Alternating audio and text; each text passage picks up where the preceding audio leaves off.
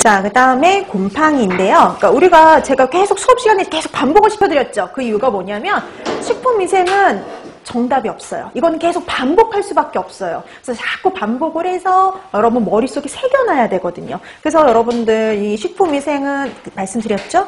그러니까 정리를 하시고 계속 읽으세요.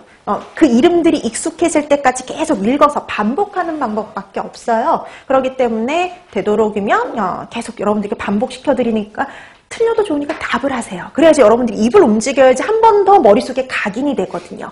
자, 그래서 이렇게 세균들 잘 정리해 두세요. 그래서 세균, 곰팡이, 효모 중에 세균이 제일 중요해요. 자, 그 다음에 두 번째 곰팡이 나오죠. 자, 곰팡이.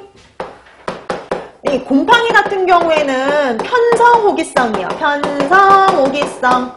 이거 무슨 뜻인지 기억나시죠? 편성호기성. 반드시 뭐가 있어야 돼요? 산소, 그쵸? 반드시 산소가 있어야지만 번식을 해요. 그래서 여러분 집에서 곰팡이 핀 음식들 보세요. 다 어디에 펴 있어요? 겉에. 안에 안 펴요. 겉에만 핍니다. 왜냐? 산소가 필요하니까. 그러니까 여러분들 통조림에서 곰팡이 발견된 적 있어요? 아니요. 뚜껑이 완전히 다 밀봉이 된 통조림에선 절대 곰팡이가 필 수가 없어요. 그쵸? 그래서 우리가 얘는 산소가 있어야지만 생육이 가능하고요. 그 다음에 건조에도 잘 견딘대요. 건조. 그러니까 여러분 건조에 잘 견딘다는 소리는 수분 활성도가 낮아도 증식이 가능하다는 소리죠. 그래서 우리가 정리하면 이래요. 낮은 수분 활성도에서도, 그 다음에 광범위한 pH에서도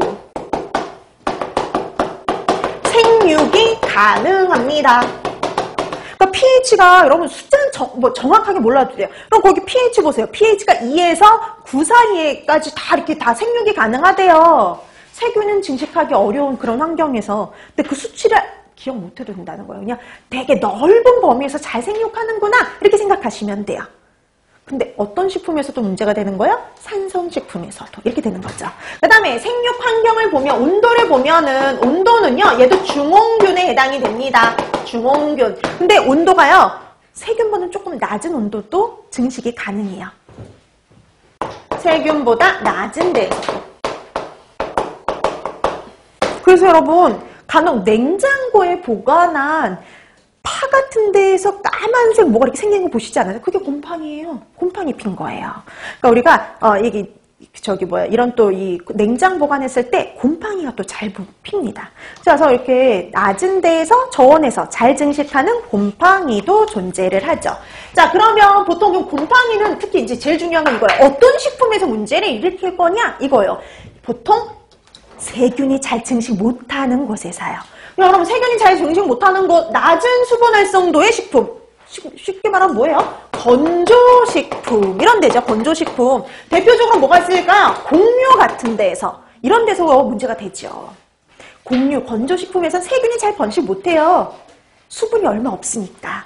그 다음에 여러분 또 pH가 광범위하잖아요. 그럼 얘가 pH가 4일 때가 가장 최적이거든요.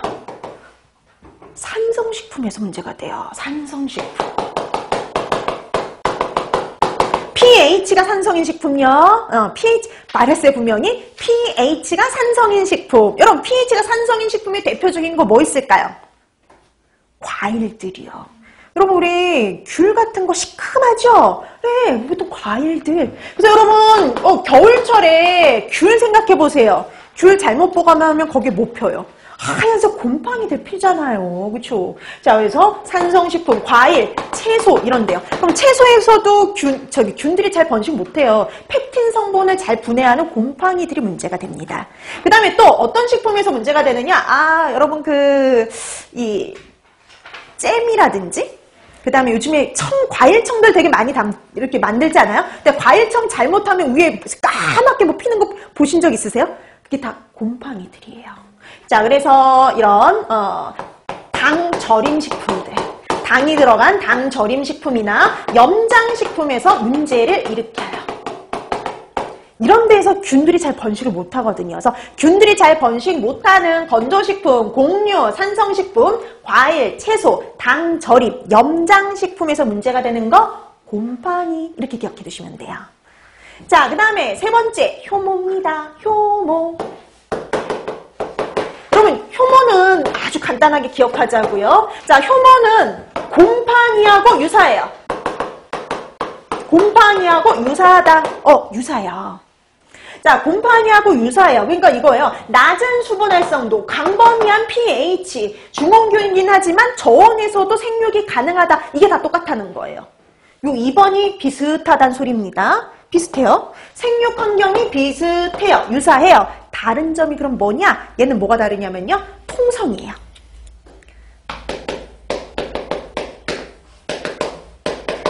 그럼 효모는 이거예요. 산소가 있거나 없거나 상관없이. 상관없어요. 얘는 반드시 산소가 있어야 되죠. 근데 얘는 상관없어요. 그러니까 생육 환경은 똑같은데 요거 하나만 다른 거예요. 통성염기성이라는 거. 자, 그러면 효모는 보통 식품의 변질에는 크게 영향 안 주는 경우가 많아요. 대다수는 뭐하고 주로 관련이 있느냐 하면은요. 우리 나중에도 뭐 공부하시기, 나중에 안 나오는구나. 보통 얘는 발효예요, 발효. 식품을 발효시킵니다.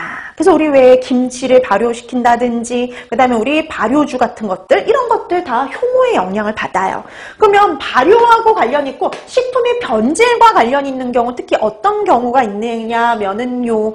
우리 책에 빈칸이 하나 있죠. 거기에 보면 이렇게 나와 있죠. 어떤 효모가요. 잼과 같이 당 함량이 높은 식품에서 증식해서 거품을 발생하고 알코올 냄새를 나게 한대요. 이게 바로 뭐냐면 내삼투압성 효모예요. 삼투압이 잘 견디는 내삼투압성 효모. 이 내삼투압성 효모가 문제를 일으켜요. 당 절임 식품에서 뭐 잼이라든지 뭐 청이라든지 이런 당 절임 식품에서요. 식품을 변질시켜서요. 거품을 내게 하거나 알코올 냄새가 내기도 해요. 그래서 여러분 요즘에 그 청 같은 거 잘못 담그면 위에 까맣게 곰팡이가 피기도 하지만요. 근데 이렇게 간혹 이렇게 뚜껑을 연 순간